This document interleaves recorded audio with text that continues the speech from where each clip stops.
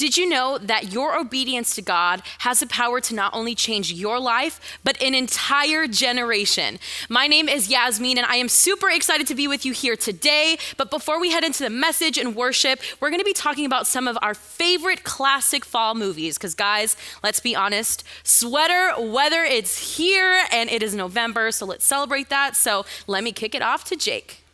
I love fall. I mean, when my wife and I got married, the first season that we were in was fall, and we're like, okay, we gotta get pumpkins, and we got pumpkin spice lattes from Starbucks, and we actually have candle scented, like pumpkin spice. We're kind of weird, actually. But here's our list of 6 favorite fall movies. Yasmin curated the list, and I agree with almost all of them, and I'll tell you at the end which one I don't really like that much. All right, let's go to the first one. It is E.T. This is an old 1980s film. It was old when I was born, so it's definitely old for you, but it's totally worth watching. I watched it as a child. It was awesome. I know the graphics are very terrible because it was made 40 years ago, but 1980 was 40 years ago. That's crazy. It's a great movie. It's very cute. You should watch it. All right, let's go to the next one. Fantastic Mr. Fox. This is George Clooney actually plays the fox, and the fox is poor. The whole family's poor. And George Clooney, or the fox, has to go steal food from farmers, but then the farmers get very mad. It's a little bit messy. It's based on a true story. Not really. All right, let's go to the next one. The next one is Halloween Town. This is about just young people when they actually realize they come from origin of witches, and the girl has to actually become a witch. And they have to defeat evil. Halloween Town. You can find it on Disney+. All right, next is Casper. Not Casper the Ghost, but that's what it's known for, because usually you don't find ghost movies that are actually cute, where the ghost is actually cute. Well, this one, Casper is actually really adorable, and you should watch it because this is the origin of the whole Casper themed everything. Let's go to the next one. It is Nightmare Before Christmas. Tim Burton is a director who's very weird. He makes very interesting movies, and this is probably his best creation. It's kind of like a mashup between Halloween and Christmas, and right now is actually in between Halloween and Christmas, so it's a great time to watch it. All right, let's go to the last one. It is the Harry Potter series. Now, if you didn't know, this school that Harry Potter, Hermione, all of them go to is called Hogwarts. And in this beautiful school, oftentimes throughout the movies, you see a change of seasons, and fall is one of the ones that they highlight the most out of all of the seasons. It's gorgeous. It's not necessarily like a fall-themed series, but there's a lot of movies that are just gorgeous fall leaves, fall everything. So you should watch it. Now, the one that I didn't agree with that Yasmin created was, sadly, the Halloween Town. I think that's what it's called, because I haven't watched it, so I can't necessarily review it yet. But anyways, those are the top 6, or at least my top 5 movies that I love during the fall season. You should watch at least a couple of them. Anyways, let's get into the sermon right now. What's up, Students United? My name is Nick. I'm one of the youth pastors in our network, specifically middle school. I am so glad to be here with you today. This is seriously one of my favorite times of the week. It's just to sit here on this video and talk about Christ and hang out and make jokes and try to be funny. But you know what? That's what this is about. Today we're jumping into week 3 of our Savage series, and we're going to be talking about a character known as Jael. Okay, in this series, we've talked about 3 different people, just like you and me. They go through doubt, they go through insecurities, they go through hesitation. That sounds like me every single day. And I have to count and trust on God to be there for me. And when I do that, I choose to be obedient. And sometimes being obedient is not super easy. Sometimes being obedient is choosing the tougher road, but it'll get you to the place that God has called you to way quicker. All right. And today, what's really cool, it's week 3. We're going to be talking about a lady in the Bible, a lady in the Bible, and she's super rad, and she steps it up big time. And that's why she makes the list of being savage.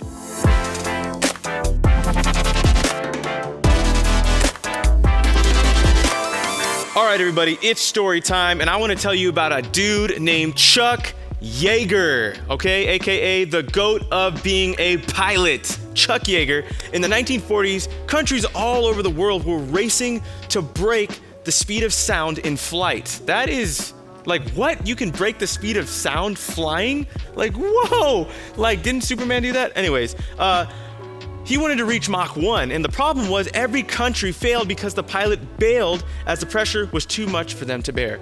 Like, they were about to go Mach 1, and then they jumped out of the plane. I think that's what they mean by, like, bailed.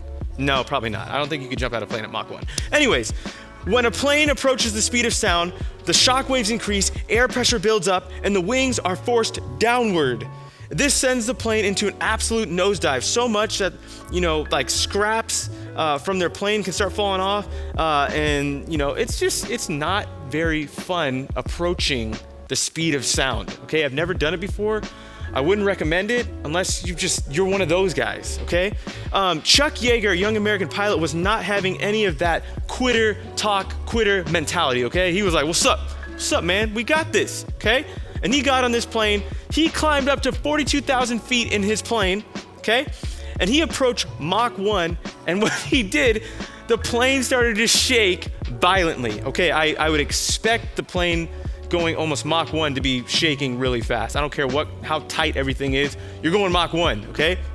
Speed of sound, okay? And to make things worse, this guy broke his ribs, 2 of his ribs the day before, just riding a horse.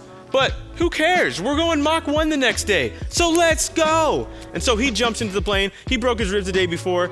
Anyone else would have quitted, but not Chuck Yeager. And at Mach 0.965, like just a little bit less, okay, that's 0.35, math, his speed indicator went haywire, and at Mach 0.995, his vision began to blur, his stomach churned, and he believed that he was actually going to die. And just as the plane was about to disintegrate, there was a loud crack. He heard a loud crack, and the air pressure shifted from the front to the back. The shock waves turned to a sea of glass, and the ride became peaceful and smooth, and he broke Mach 1. Let's go! That's awesome. Mach 1. Do it. And he broke through the unbreakable barrier. Can you imagine if he had quit? Like, he had the opportunity to do something no one had ever done in the world. And if he would have quit, he wouldn't have made history. And there's so many moments for us. Like, God has called us to be obedient. And if we choose to not be, if we choose to be scared or compare ourselves, we're missing out on something that God could be asking us to do. There's a story in the Bible, though, that we got to get to here. And I'm going to read it to you. Let's get a little background with that, though. All right, here's the scene of the story. It's in the Old Testament. Israel, which was, Israel, God's people, they had been oppressed by a nation called Canaan, okay? And Barak, the general of Israel, is told to gather 10,000 men and go into battle against the commander of Canaan named Sisera, okay? This guy was a crazy dude. But Barak, he didn't immediately gather his men. He hesitates, okay? And he says to the prophetess Deborah, if you go with me, I'll go. But if you don't go with me, I won't go. And Barak's obedience came with stipulations. Barak's obedience came with doubt. Well, ultimately, Barak should have been the one to defeat Sisera because he was the general of Israel, okay? But here's a huge thing I want you to catch right here. His obedience came with stipulations. Delayed obedience is often disobedience. Too many times we sit and question God when really we're just delaying the fact that we need to be obedient. God is amazing, and he is in this world. He is here now. And when he asks you to be obedient, you have to trust that voice, that feeling, that's God working, asking you to be obedient right now. And a lot of times we go, oh, you know what? Maybe I'll do it later. Maybe I'll listen later. No, God is like, he's all about right now.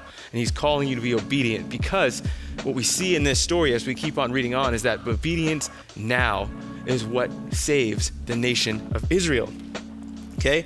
So at this time, a woman would have been an unsuspecting person to bring victory to Israel. Okay? The culture and the era of this time, women were not necessarily warriors. Okay?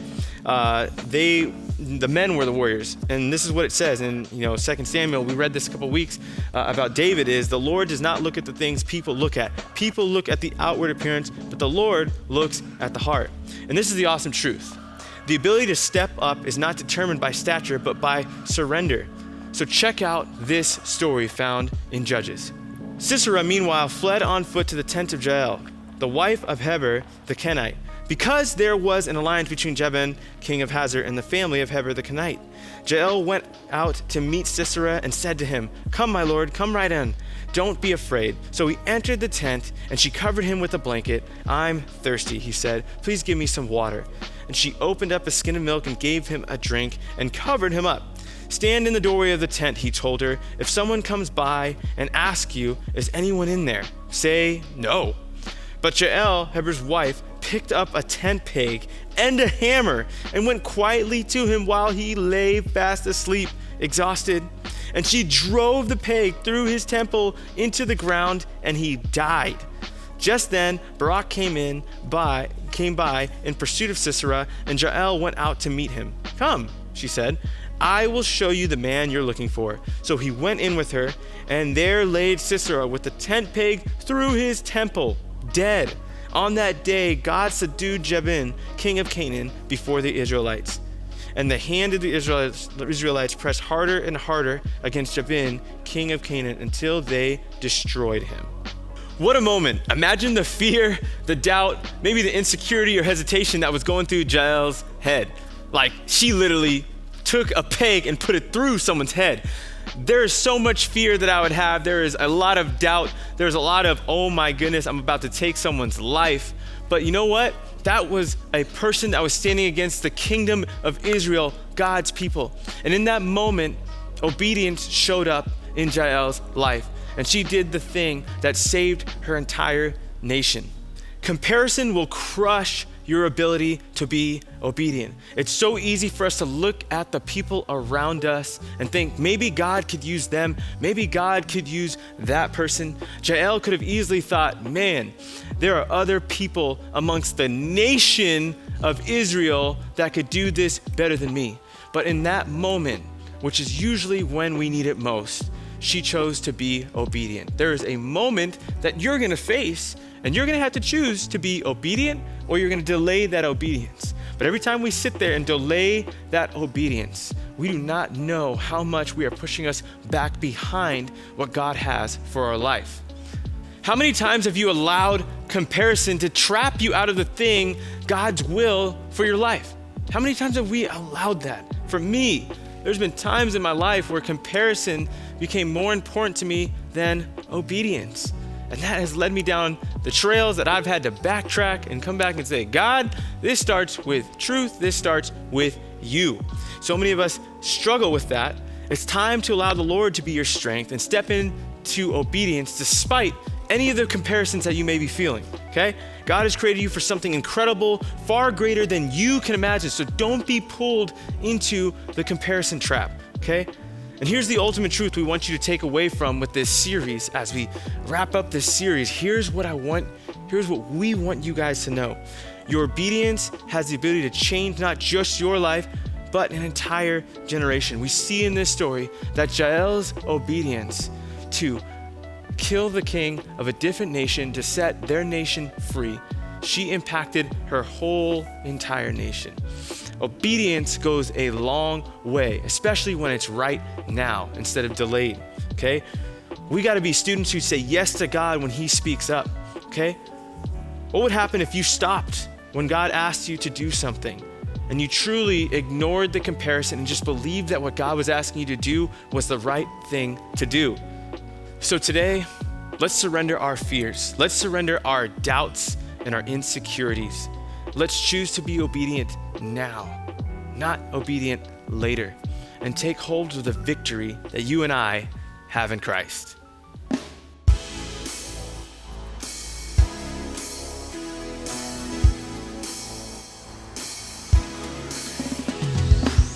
I live my life to the living. I'm at the end of myself. I see the edge, but I know below me your love is waiting to catch. I'm falling into you.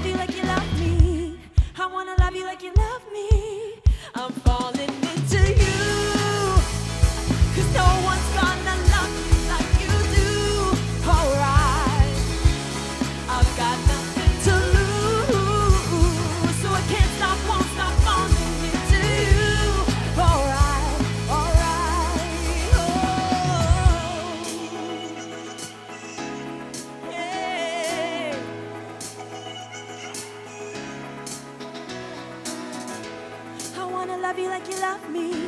I wanna love you like you love me. 1, 2, 3, hey!